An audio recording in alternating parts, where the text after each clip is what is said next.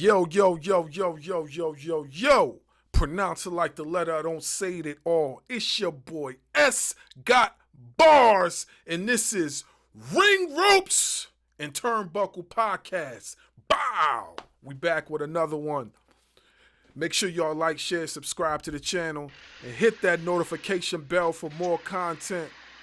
Yeah, Night of Champions review, along with the dynamic Darkwing Dub, the historian himself, Jay Styles. What's good, fellas? Ain't much, man. Ain't much. Night of Champions He's chilling. concluded. I'm satisfied. I felt like it was an A- overall show. Won't give it an A+. Not because anything didn't happen or a little too much happened. It's just the simple fact that a lot of things that was going on for a 6-match card, what was expected to happen. There was no swerve turns, no unpredictability. Everything was spot on, in my opinion. What do you think? What you think, Dub? So I was telling Jay earlier, I missed majority of the show. I got called into work several times throughout the show. So, but everything that I read and I saw highlights of, it seemed like a solid show. Yeah, it was pretty solid. I know for most folks, like, they wasn't trying to watch too much of it because of the whole situation or whatever with what's going on down there and whatnot, and the uncertainty of people's safety and stuff like that. So I know a lot of people were concerned with that, but overall, like, it seemed pretty safe and everybody seemed cool. I mean, of course, we don't know what happened behind the scenes. There could be always something they pull up in the news later that happened behind the scenes. But as far as what I seen, the show was pretty good. I give it a solid B minus. I give it a solid B minus. It wasn't bad. It wasn't a bad Night of Champions. So, how y'all want The to only do thing I it? didn't like was in the press conference. Yeah, I ain't even watched the press conference. I ain't even watched that joint. I just went. I didn't like the fact that because they had announced like last year that for next year and the Royal Rumble is going to be in Saudi Arabia, and people are pissed off about that. And then the most of the men that were still there for the attendance, back in the pre-show area, the countdown show area with Kathy and Byron, they were saying about WrestleMania. So when Triple H came like this, one show at a time, let's get Royal Rumble out of the way before we worry about WrestleMania. If they do that, that's going to me, that is going to be the most ridiculous thing you could do concerning WrestleMania. I mean, concerning WrestleMania history, concerning your four main PLEs. It should not be, with the exception of SummerSlam. SummerSlam is the only one that could be an international event because you had an international event back in the 90s in the UK.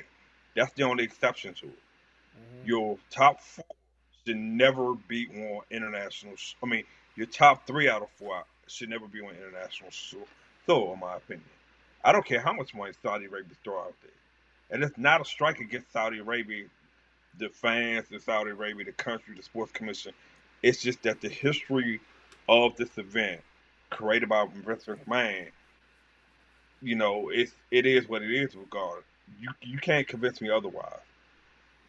Yeah, I hear what you're saying. Well, what I will say this before we get into like the matches and breakdowns or whatever. I will say this: they have a written contract with the Saudi folk, and like, those guys throw a lot of money on the table, So WWE and TKO like money, and TKO is in debt as it is. So that money that they're getting is definitely going to be paying off some debt, some fees. So I don't see them.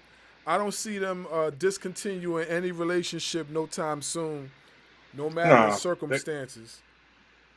no, it won't. But again, I'm only speaking because you have a lot of other countries that oppose sending citizens to Saudi Arabia for tourism aspect because Yeah. of their cultural beliefs, because of their religious systems and things of that nature. And that's a discussion later on down the line we're going to come back to regarding regarding the Saudi Arabia and WWE relationship as far as international fans go. But as far as the U.S. fans, I've already heard up front that a lot of U.S. fans will not go to Saudi Arabia for any of their events moving forward Yeah, I heard. because I of this heard. incident. Yeah, because of this current incident and because what happened in a previous situation, Hmm. they're not, and plus a lot of a lot of women support WWE just as much as men do in the U.S. Hmm. So the Hmm. culture in over there does not sit well, particularly women of color. They don't believe in this. They don't believe in the Saudi Arabia or the Muslim Arabic tradition. Oh, So that's another. and I'm glad you said that because there's something that I want to point out, but I only can point it out once we get to that part of what we're reviewing. So let's start off like this. We're gonna talk. Let's talk about Cody Rhodes versus Randy Orton. So I'm gonna tell you this, man. Cody Rhodes versus Randy Orton was pretty good. Was real good. The way he sold his back, as far as his back being injured, the way Randy Orton was kind of dabbling with if he really wanted to hurt Cody, if he didn't want to hurt Cody, he didn't know if he should punt him or not. And then when he finally decided to punt him, he missed. On top of that, he tried to take off the turnbuckle and he hit himself in the ribs in the turnbuckle. So it's like everything that he was planning on doing just backfired against him. So But I it was thought that good selling. You got to admit, it was a good, compelling story selling to do that. Hey, I'm a Vipers fan as much as I'm an American Nightmare fan. So, like I told you guys before, I'm a betting man too. I would be stupid to think that Cody wasn't going to win, as opposed to thinking he was going to lose. right, right. Yo, So so betting, I bet it. Literally, I bet it on DraftKings. oh So, yeah? yeah, I bet it on DraftKings for Night of Champions. So because of the outcome of the championship main event match, I lost everything that I initially won. Okay. That because of the outcome.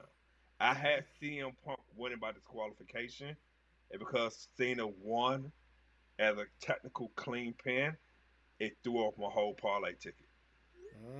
So how much would you have won if you If I had yeah. clean sweeped it, close to 2 grand. Oh, dang, bro. Yo. Yo. That Off of, guess how much I put down on it though? See, I put down. I did the special. I did the DraftKings special ahead of time. So I put my ticket in like last week. I put my ticket in for it. whoa, man. That's some chunk of change right there. I gotta get that to Shao Kahn. I Yeah, so got the best one to man. do it on is DraftKings versus FanDuel. But guess what? Moving forward, ESPN is creating a section for WWE PLEs. Okay. ESPN Okay. Bet is creating a section. They announced that at FanFest, and I forgot to even mention that over on TikTok that Oh, they was okay. going. They announced the part of the partnership deal with coverage of interviewing WWE wrestlers that they decided, hey, we're going to start doing this. They're going to test it first on Monday Night Raw for certain shows for Monday Night Raw to see how what the volume is before they Okay. incorporate it to the PLEs.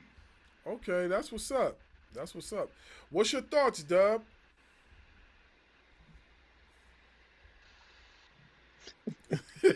He had Randy, he had Randy on the way. And Yeah. That's who I should have ain't mad won. at him. That's who should have won. I mean, how many times we gonna see Cody?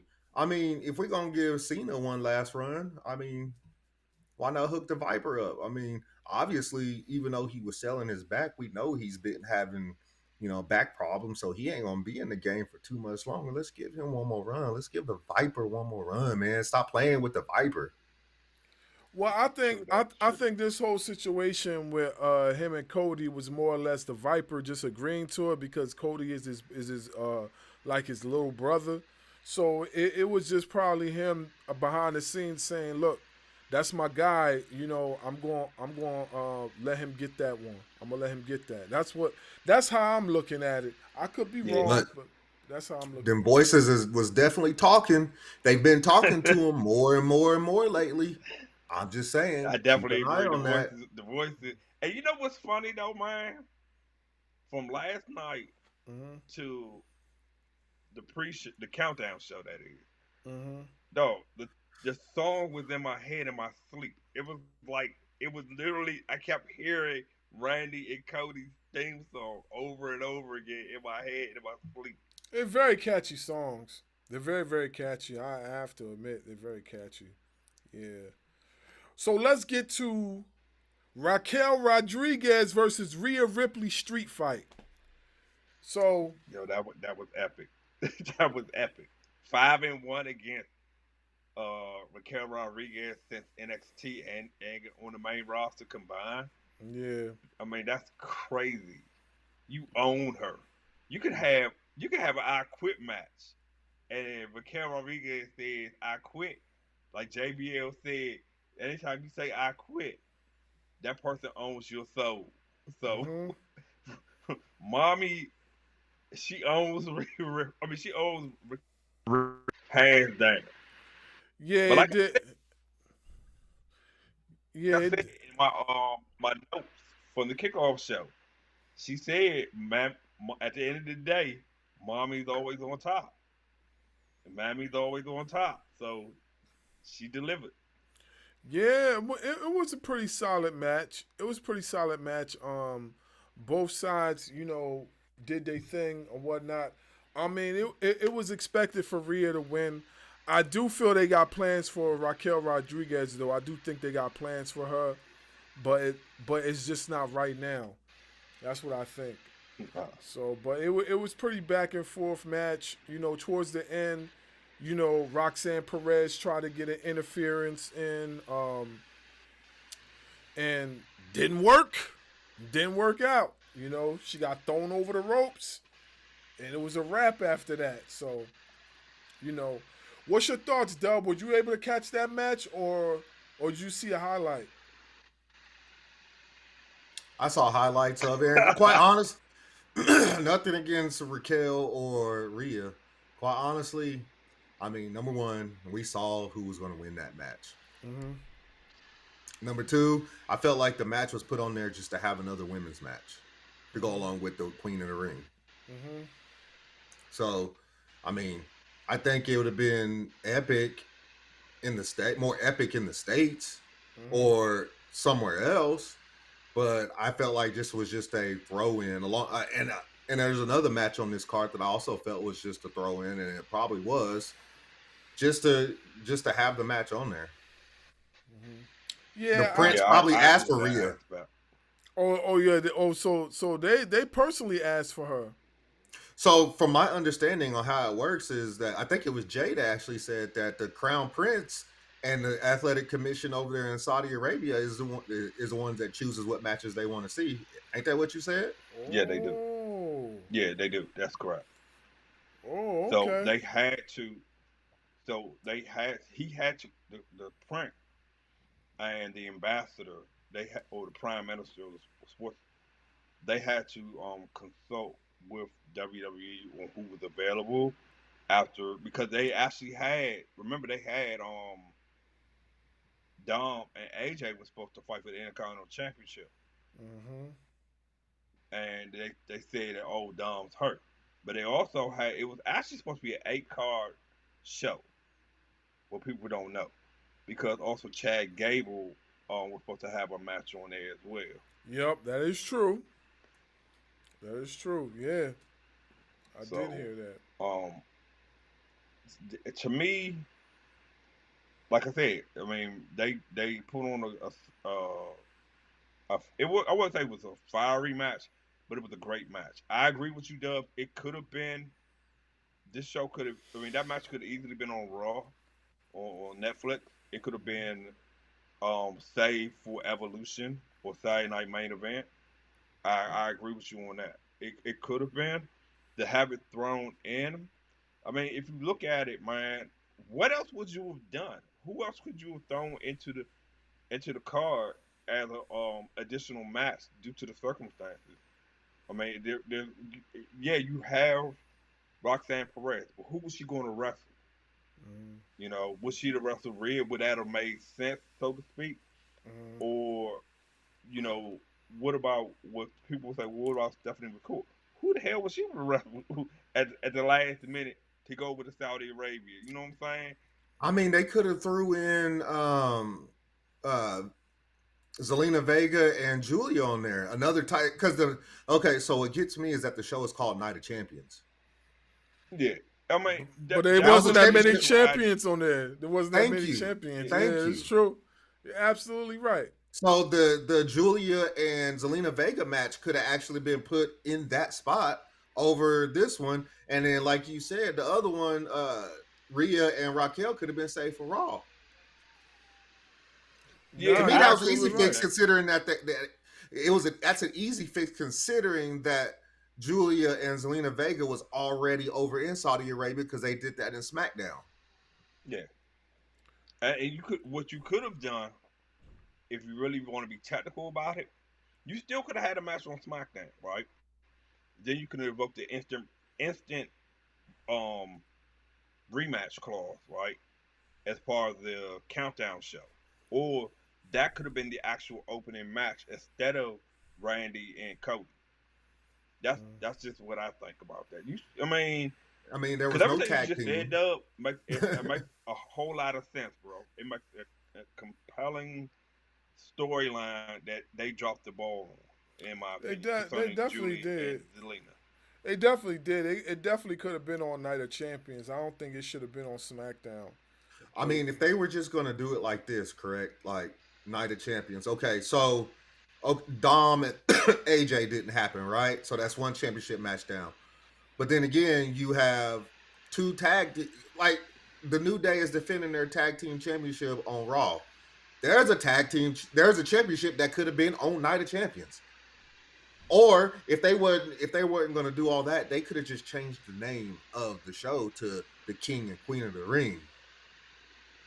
Yeah. That was initially the plan, to go with that, but because they have been doing Hold, that, hold um, on, guys. Hold on, guys. Hold on 1 second. I gotta pause it.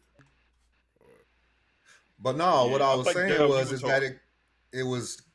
they should have just changed the name. I understand that you were saying that they originally went with that, but I felt like once all this stuff in the Middle East started happening, you had to have known that some people were going to pull out, like AJ Styles and Dom, you know. So at that point, okay, we're not going to have that title match, but we can go ahead and move the New Day and whoever they're facing, or Finn Balor and JD McDonough over there. Also, instead of Rhea and Raquel being on this show, we're gonna move Zelina and Julia to this show. They were already in Saudi, so I don't understand why they didn't do that.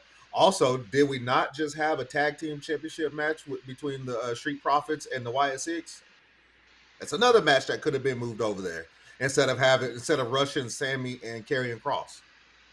Yeah, that would have made perfectly good sense. It wasn't too many champions on this card. I do have to Nah, admit it's called Night of Champions, and there wasn't no champions on there. Yeah, this is my thing, right? I understand that the Saudi people are the ones that pick the matches, but listen, this is your company, this is your brand, so you're gonna have to tweak it a little bit. Okay, let them have the people they want on the card, but also add the championships on the card as well. You know what I'm saying? Like, they can have their stuff, but put Selena versus Julia on the card. Put the Street Profits on the card. Put the New Day on the card. Like, those are all your champions. Gunther wasn't on there. Like, you know what I'm saying? Like, these are all the people that hold the belts. They wasn't on the card. It made no sense whatsoever. But I get it. I I think get it. a lot of it has to do with what I said initially about the religion and the cultural and political aspect of, Gunther being from Austria, which is tied into Germany, that Well, they have Rhea's some Australian they too. have some clash. Yeah, but then you mentioned two African American tag team champions. And look how they treated Jay by booing her. So you Oh gotta yeah, I was gonna get you to gotta that. think Don't of it like that. don't talk about the J. That I was gonna get to that. Yeah, then we gonna go down the list.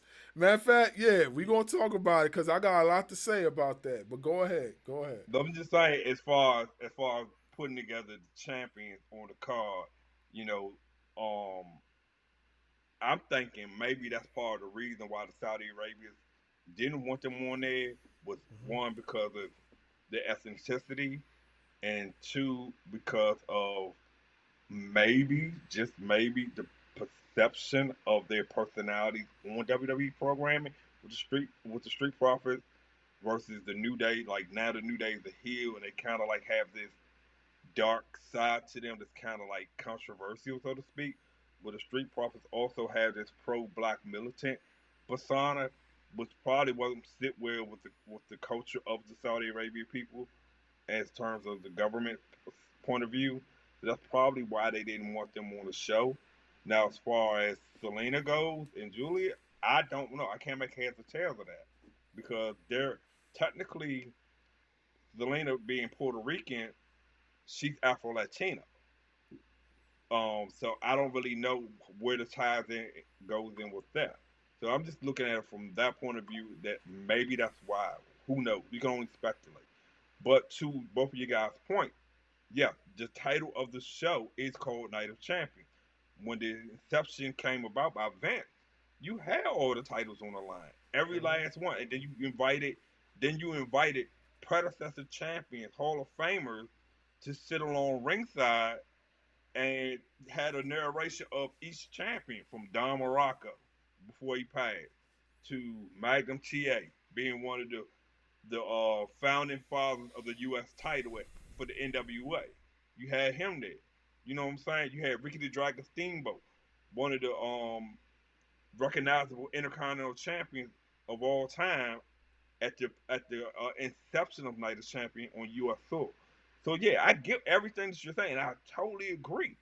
It should have been that way, but I think giving the Saudis too much control for a 10-year deal over $100 billion is complete BS to me.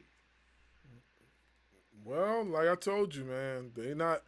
You know that money's green. Their money is greener than the U.S. money because they got a lot of it. So That you oil know, money, that yeah, oil money, man, yep. that So oil money talk. they that money talking and they definitely walking. They took that bread and hightailed it up out of there. But yeah, That money. Yeah, yeah, yeah. That the money. money, yeah. Yeah, yeah. That crime time. Yeah, Rest in shout out peace, to Shad. crime Rest in time on peace, that one. Shad. Yeah, for sure, for sure. Oh shit! Hold up, But yeah, the next headset match came out. Hold that up. came across, Yeah, let's get to that. I agree with what was said initially. That match could have been on another show, on a different card for another show. Mhm. If I had to think about it, man, I would put that on Saturday Night Main Event. Yeah, I think it would have been better on Saturday Night Main Event too. I agree with you. I think it. Or hear me out on that. When you could have built up for Saturday Night Main Event, gave them a match on Raw Mhm. where it was a no contest, and that there would have been another backstage segment like we saw that was led to this match being official for Night of Champions. But instead, the backstage heat and drama would have led to Adam Pearce saying, "You guys are going to settle this at Saturday Night Main Event," I because it would have think. happened at Raw. It would have happened at Raw first.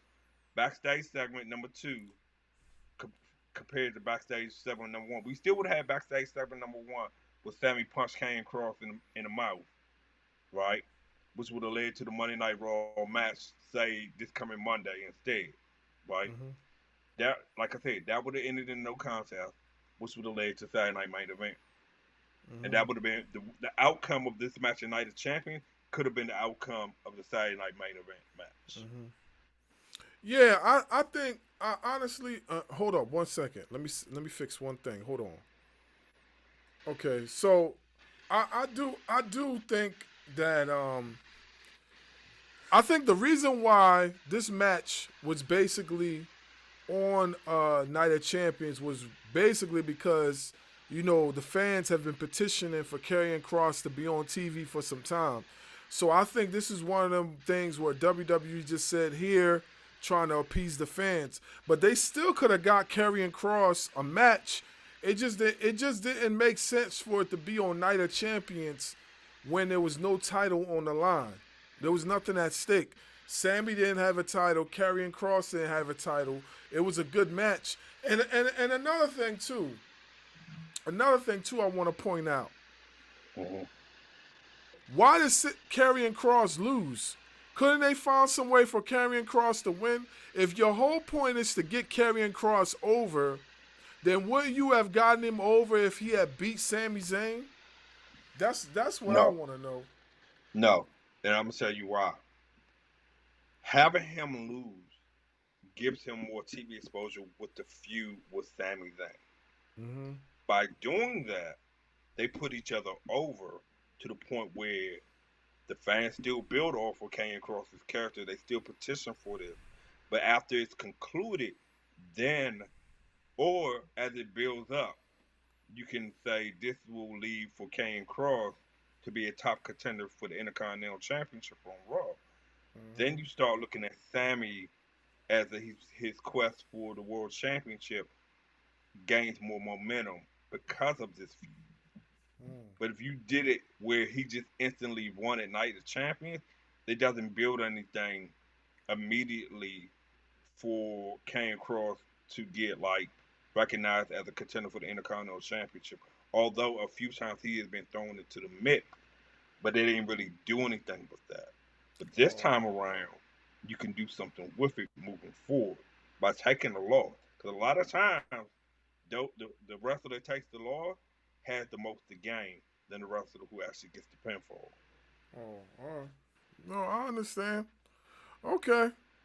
So I see your point. I see the point. You got that frown on your face. What's up? Speak your Yeah, mind, Dub. bro. Dub disagrees. So what's your take on it?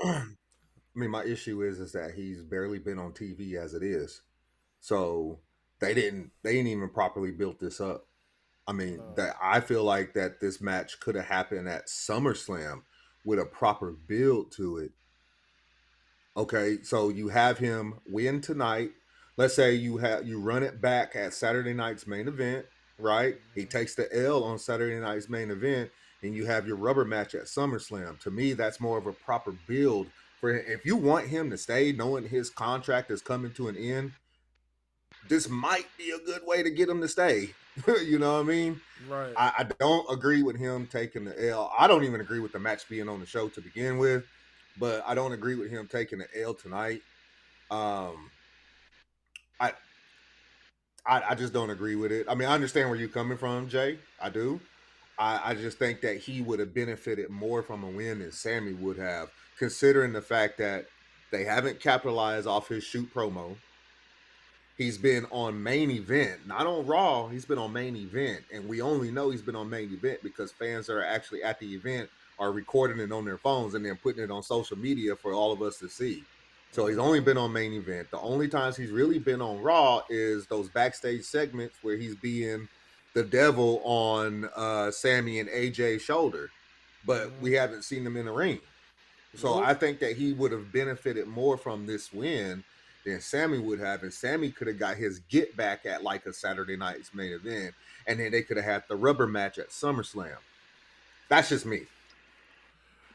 Well, Nah. to your point, I didn't even throw out that. I didn't throw out SummerSlam, right? But to your point, that could be the conclusion. That could, like you said, a rubber match or grudge match, and the conclusion is at SummerSlam. Definitely, I could definitely see that. But they have to have enough. They have to have two more matches. You got to have one on Raw, and you got to have one on Saturday Night Main Event. It does not make because we don't even know the full card yet for Saturday Night Main Event, which is in 2 weeks, two and a half weeks. Mm-hmm. We don't even. Well, we barely know the card for Evolution. Yeah, I did see some Evolution promoting too. They did promote Evolution. You know what's crazy about that though? Like we All In is just a few weeks away, and we only know like 4 or 5 matches on that card. Mm-hmm. I know it's a WWE thing we're talking about, but I was just thinking about what you were saying about Evolution and Saturday Night's Main Event. I'm like, All In is also just a couple weeks away, and we only know a handful of matches on that too. That's very true. That's true. That's very true. That's true. Well, let's move on. Let's move on to Jacob Fatu versus Solo Sikoa. So, let me give my take real quick. It was a pretty solid match.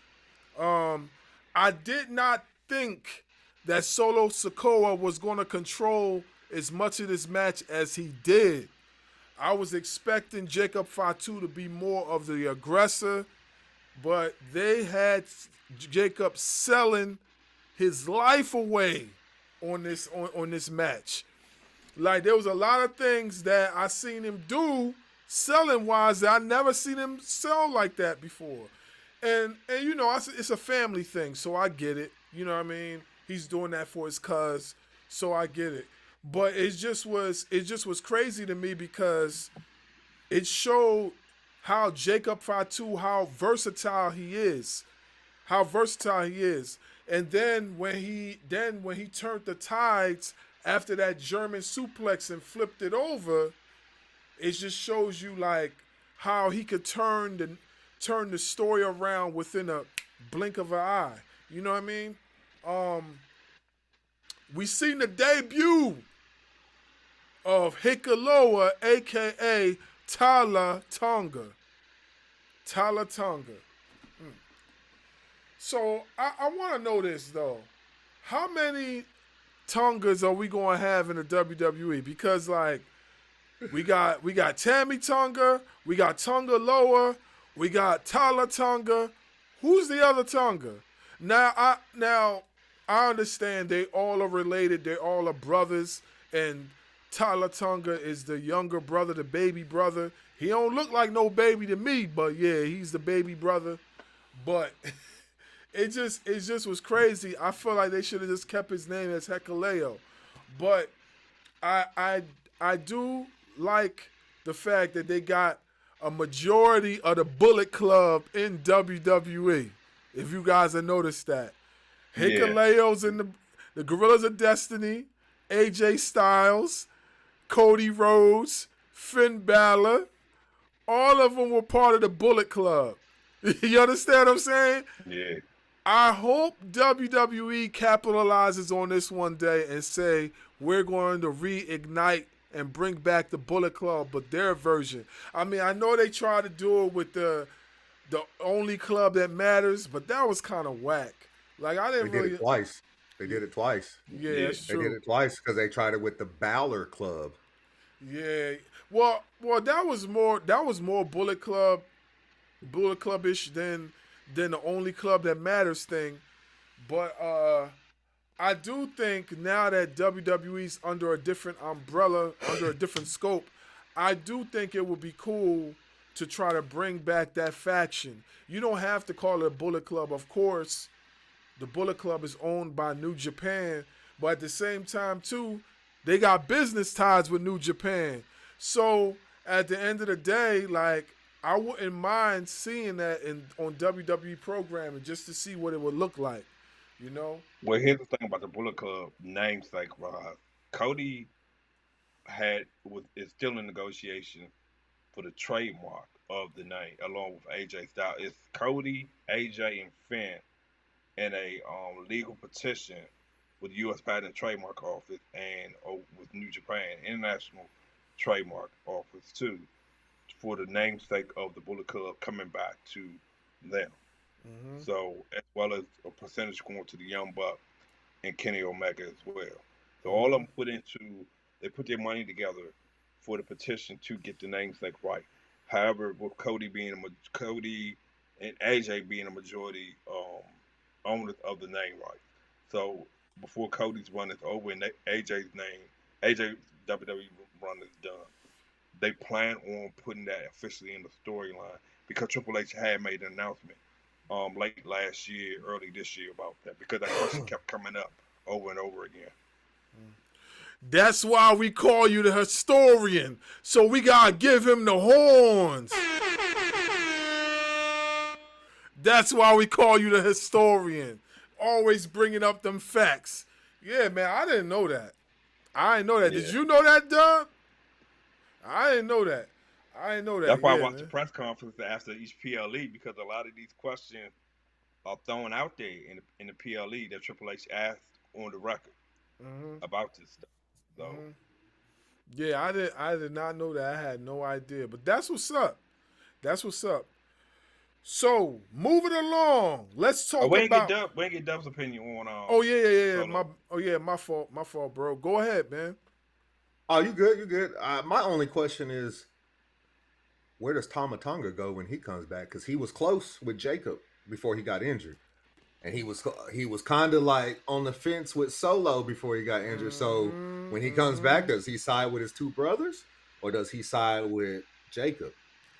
That's the question right there. That's the question. I feel he's gonna probably side with Jacob. I think he's I gonna go hope with so. Jacob.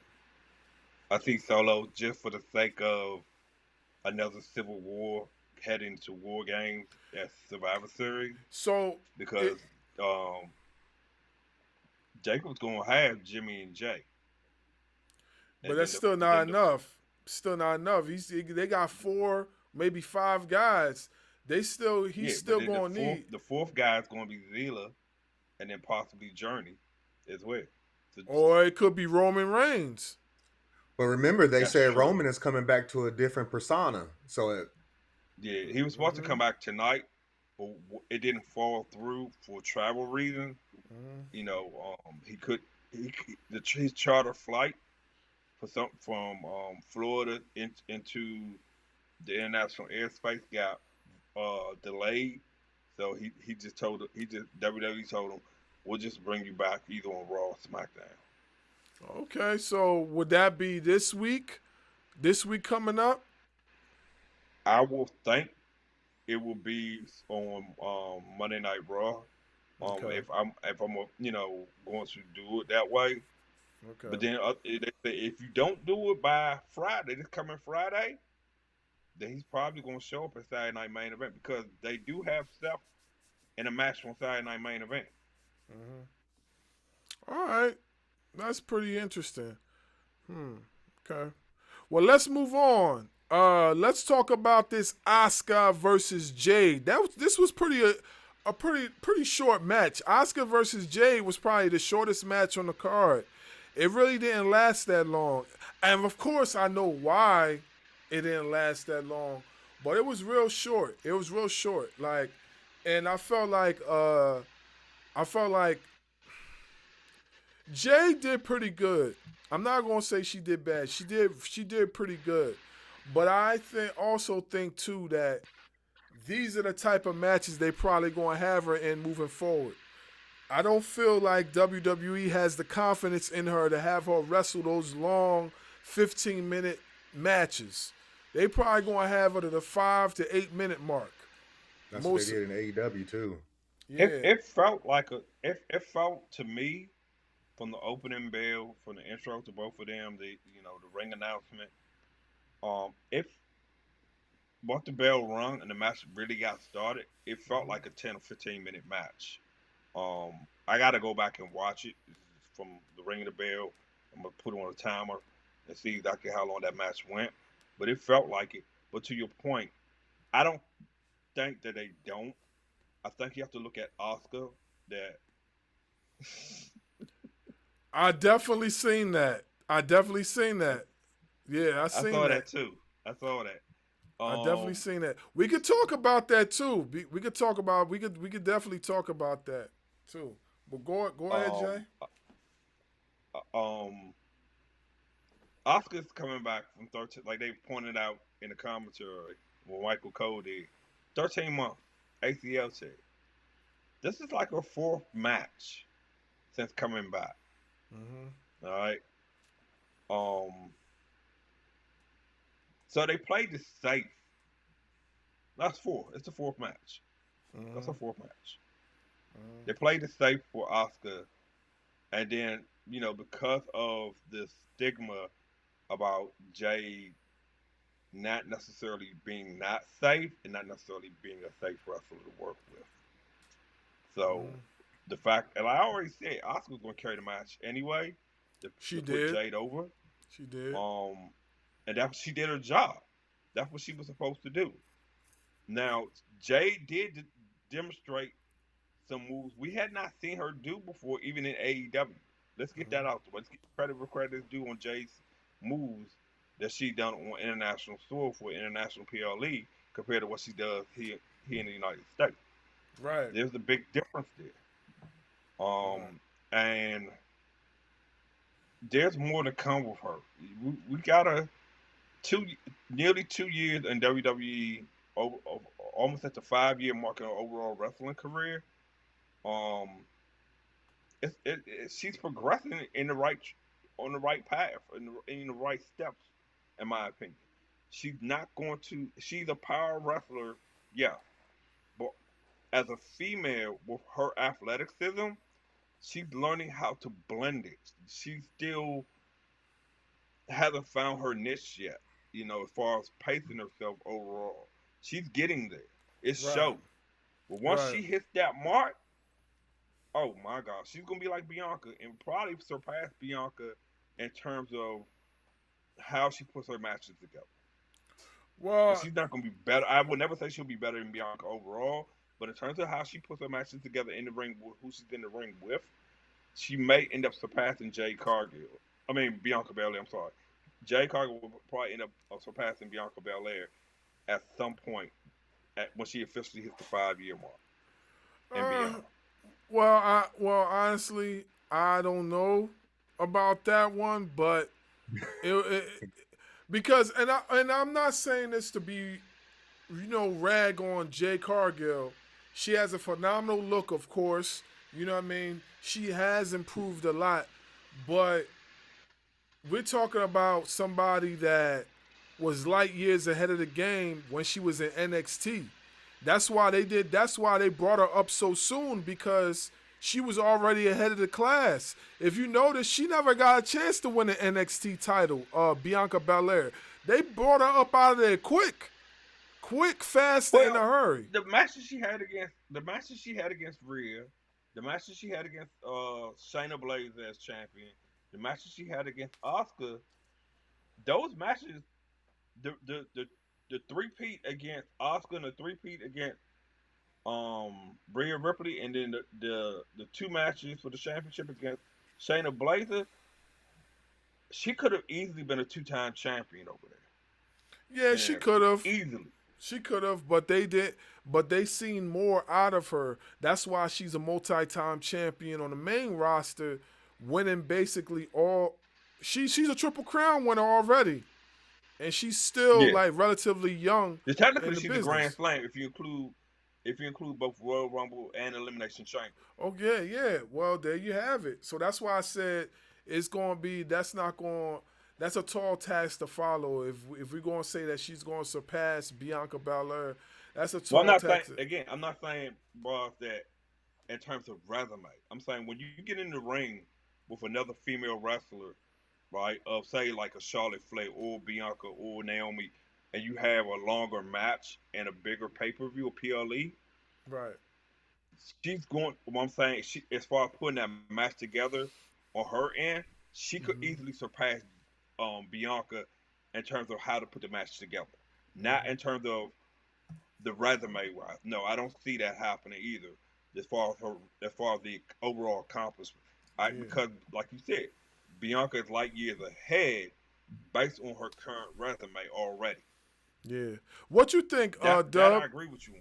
Yeah. What you think, Dub? What's your thoughts? I don't think that she'll be on the tier of Bianca Belair when it comes to putting matches together either. Bianca's has some spectacular matches, going all the way back to the WrestleMania match, which with Mercedes slash Sasha. I mean, are you saying that she's going to get up to that level? I mean, It's, I mean, you even this second past it. WrestleMania with Io and Rhea. I mean, that is levels of putting a match together. I don't see Jade getting that far. I mean, I understand you're trying to give credit where credit's due. Absolutely. I think she's also improved from her AEW days until now. Right. But to say that she's going to be able to put a match together better than Bianca Belair after what we've seen from Bianca Belair, I don't know if she can get to that level. Yeah. Okay, I give you that because the only reason why I'm saying that because I'm looking at the the way they build Bianca. Because they brought Bianca up, they introduced her first on Raw from out of NXT for the fans who never watched NXT, still don't watch NXT on the WWE Universe main roster side, right? Mm-hmm. She came she came in, she did a few matches on Raw, she did a match or two on SmackDown, but they still had her primarily down on NXT until she officially got drafted to the main roster, right? So once she Mm-hmm. got drafted to the main roster, they kind of had her paired up with her husband and Angelo, right? They kind of had her with backstage stuff and it kind of helped bring them out to the ring a few times, right? And then they just kind of like faded that out. Which let's focus on Jay like we was initially doing when we introduced her and Right. let her do her thing. Right. She just needs.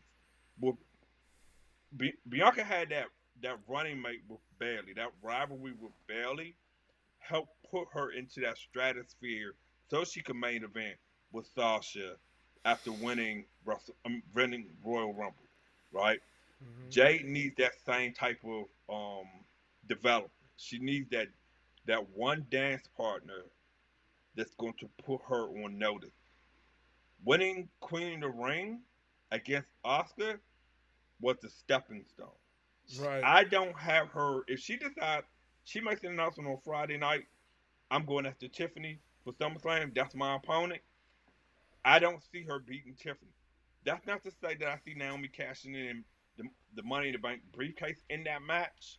I just don't see that you put her in position to win the way Nia Jax did last year. Because Nia Jax had more credibility in terms of winning at SummerSlam as Queen of the Ring than Jade Cargill at this stage in nearly the 2 year mark in her WWE run. That's the Mm-hmm. difference. And then, Mm-hmm. like I said, with Bianca, it took I think it was what year 2.5 to 3 years before she Mm-hmm. got to that main event status, if I'm Mm-hmm. not mistaken. So that's what I'm saying. It's the similarity there. It's a contrast and comparison. Yes, it's apple versus oranges at this stage. Mm-hmm. But if you look at it in terms of how we got there with Bianca versus what we're going to get with Jay once she gets to that actual stamp of approval that you are going to be the flagship holder of the women's division, she needs that partner to get her there for the entire WWE universe to accept and recognize. She doesn't have it yet. Once she Mm-hmm. has it, matches together. That's what I'm saying. It's going to be something to behold. Something to What's your take notice. What's your thoughts, Dub? Like I said, I mean Bianca Belair by the time she retires is going to be probably considered one of, if not the greatest women's wrestler of all time. So that's all I'm saying is that's asking a lot of Jade Cargill to be at that level. Whether if it's putting matches together or even the accolades. I mean that's asking a lot. I mean, could she possibly get there? Sure. I mean, there's always a chance. I just think it's a lot to ask her to be compared to somebody like Bianca Belair. And me personally, I thought Asuka should have won. I want to see Asuka versus Io. Now that they're not damage control anymore, why not? Asuka versus Io. We already know we're gonna eventually see Jade versus Bianca. I wanted to see Asuka versus Io. Yeah. It still could happen. Here's why I say that, Doug. It could happen in evolution. Yeah, I think honestly, I think as far as the Evolution card, they're probably going to just be putting matches together. I don't think there's going to have too much of a storyline behind this. I think it's all about the performances with the wrestlers on that one. I'm just saying, it just seems that way. It seems like it's going to But be more I mean, you performance still could driven. have EO versus Oscar at SummerSlam as well, Hmm. because again, once everything is based off of what Jade, but how they book Jade to make the announcement on Friday, or if she makes it Monday on Monday Night Raw, because she's scheduled to make an appearance on Monday Night Raw in Pittsburgh. So we just have to wait and see what the announcement is going to be. She may tell us, "Oh, I'm not going to make an announcement until Friday," and then once she says, "I'm going after Tiffany," then you could book it where, okay, now we have this contenders series of contenders matches to determine who goes up against Asuka at SummerSlam. I wish WWE would I get mean, not away Asuka, get away against from all EO. these contender tournaments and battle royals to see who the number one contender is. It's just like give us a top ranker. So give us Oscar and maybe give us a Rhea one on one. Winner Hmm. gets EO because Rhea still hasn't had technic. I mean, I guess technically she did, but I mean, if if we're gonna put best versus best, we got to have Oscar versus whoever it is, since there's no Liv Morgan, Hmm. and whoever wins, that's who gets EO at SummerSlam. Yeah, I Yeah, agree. I'll be honest with you, I really don't care about Evolution because just like Barr said, they're just gonna be throwing a bunch of matches together. It's not gonna Yeah, be like the first Evolution where it was so fun to watch. I just think they're just gonna be putting a bunch of shit together to get it to stick. yeah, that's what I think's going to happen. I definitely think that's going to happen.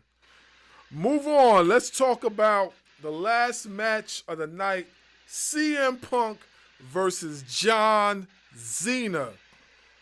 CM Punk was out there trying to bring the basic thugonomics, aka punkonomics. He was out there, you know, what can I say? This match wasn't boring at all, not by a long no. shot. Cena wrestled pretty well in this match. I was He surprised. He was, actually he actually had to work. yeah, CM Punk made John Cena work. yeah, He made that boy work. he did. And yo, and I told over on TikTok, I told Peaches, I told Goblin, Cena had to work in this match. Yeah, he did. So what's the strategy moving forward? Not even concerned about SummerSlam. Not even concerned about Saturday Night Main Event. Hmm. What's the strategy on who you put in the ring with John Cena that's gonna make his tail work? I think it's got Because to be CM Punk it, again. I'm just Yeah, saying. yeah, that's probably not going to happen anymore. CM Punk versus John Cena again. It's not going to Or a happen. triple threat with Seth Rollins, since Seth Rollins was trying to cost John and he was trying to cost CM Punk, or he did cost CM Punk, but maybe it's another triple threat. Yeah, Yeah, it has to be a triple threat. You have to have a triple threat. Um, maybe a Saturday Night Main Event. I don't know, but you're not Well, gonna I have don't it. think he's You're not. scheduled to come back until after Saturday night's main event, John Cena. I thought that's what I saw Yeah, on he does have. X. He definitely has SummerSlam on the card. He's already booked for SummerSlam. So, okay. um, I don't what unless if you put a triple threat, guys, with involving Seth and CM, would you rather see it at Clash of the Castle or Bash at Berlin? Repeat that question one more time. The triple threat match with involving CM and Seth and Cena. You have two choices of international PLE: Bash at Berlin, Clash of the Castles. Which one would you choose? I'll probably choose Bash at Berlin, only because the Clash of the Castle joint's been kind of mid, kind of mid. Well, considering Clash of the Castles is right after Saturday Night Main Event and Evolution, Yeah, right before we get to SummerSlam. yeah, yeah. Hold on a second. Let You me need cut to on my get you a other light. ring. Yeah, so overall, Night of Champions wasn't that bad. pretty good. I definitely was glued. Um, so tomorrow, folks, we will do a review of Ashe Professional Wrestling. That's right. We are going to do a review. They had a banging show on YouTube. I'm about to watch and take some notes, and we're going to talk about it real soon. The league got to be Dub, because Dub actually got about a good 30 to 45 minutes in before I actually logged in to watch it. So Dub's gonna have to lead the conversation on it too. I Yeah. got my notes. Got the notes. All Got the right, notes. so we definitely gonna be talking. We definitely gonna be talking about it. Hey, I So got a question. Got a question about Yeah. that. So maybe we can try to get Ladybug to join because she was actually at the event. that's Yes, a good we need her idea. for. That's We a need good her for. idea. So what y'all could do, one of y'all could send her a message, or I could send her a message. It don't matter who's. Let's just send her a message and see if she will take the invite to be on Ring Ropes and Turnbuckle podcast. Could discuss this show because I'm hearing great things and I definitely want to talk about it. You know, so And we can also look at from a standpoint if she went to the meet and greet, was she able She to did. talk to Cedric Alexander? Because I know, So but I talked to her personally, and she. I'll let her tell you. I'll let her tell you. I yeah, don't want to. I okay, don't want to tell her story. I'll let her tell you. yeah. okay. Let her. All right. So whichever one of us do it, send her an invite her on the show, and let's talk about that show because I do want to get some insight on it, and I also want to shed some light on it too, because that is no reason why Ashe should not have 1 million subscribers. There's no way that they shouldn't have 1 million followers on TikTok, YouTube, everywhere. Instagram, Instagram as well. you know what I'm saying? Go Facebook. follow Ashe Wrestling on all their social media platforms. Go on YouTube. Watch their show that they just had today. It's about a 3-hour show, but I promise you, you will not be disappointed. No, you You, won't. You you definitely heard won't. it. I feel bad that after you said it's about to come on, about to go live. I took a nap after Night of Champions, It's so because you I was old, bro. just waking back up when you were telling me it was on. So I gotta catch it the first 45 minutes to an hour of it. But bars, I will say this, and Dell, I know you're gonna co-sign on me. The from like maybe the 90 minute. Yeah, don't I'm tell. not spoiling. I'm not spoiling it. I'm not spoiling it. I'm not spoiling. I'm Okay, saying you will co-sign on what I'm about to say as far as the thought of the show. okay, okay. Well, I'm The about to go show watch right now. by the time we got to the 90 minute mark, the 90 minute mark of the show, my opinion, was the best part of the entire event. From the Well, first half, I'm. I didn't catch. Again, I didn't catch the first half, so I got to watch it So again. But I the felt first like half of the show with was pretty fast paced, and then the second half of the show it started to slow down some. It got into more of the methodical, technical side of wrestling. Yeah. Well, listen. I ain't even gonna waste no more time. Has anybody got any closing thoughts? Cause we can wrap this up right now, so I could go watch this event. Anybody got any closing thoughts? yo, yeah, closing thoughts on it. Night of Champions, in my estimation, delivered with it despite the fact of all the controversy surrounding the location. The card was definitely pretty solid. Like I said, I gave it an A minus. I'm just waiting for the aftermath for Monday Night Raw for all the Raw superstars, what they have to say, and definitely on Friday night for the SmackDown stars, what they have to say. Um, Tomorrow we do this review for Ashe Wrestling. Guys, as Bars mentioned, as Dub mentioned, please support it. This is one of the very few totally 100% black owned indie promotions in the United States. Okay, The fact Facts. that they collaborate with 3 other black-owned indie promotions, like Caribbean wrestling and Pan African wrestling, Facts. is a is a testimony to the development of what we always said representation in the professional wrestling industry. So Yeah. please support, please follow, subscribe. You know, um, link up with if you can. A lot of these indie wrestlers have their own um, TikTok pages. They have their own Instagram pages. Follow their pages. Reach out to them. Ask, can you see some of their own individual stuff?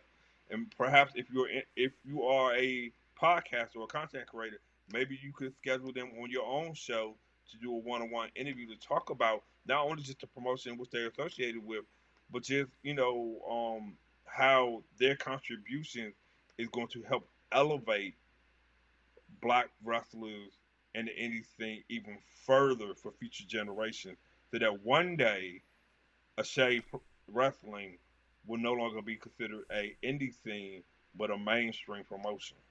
Yep. Yep. Yep. So y'all heard it first. Any closing thoughts, Dub? All I'm gonna say is go support Ashe. I watched the entire show. Y'all watch it, and I promise you, you will not be disappointed. Go follow everybody on their social medias. Go follow me. Go follow Bars. Go follow Jay, and go. More importantly, go follow Ashe. Let's support these people because they need our support just as much as we need y'all support. They need us just as bad. Just go support everybody. Facts, facts. And with that being said, we'll be back with another episode. Sayonara. Deuces! Ooses! Doses.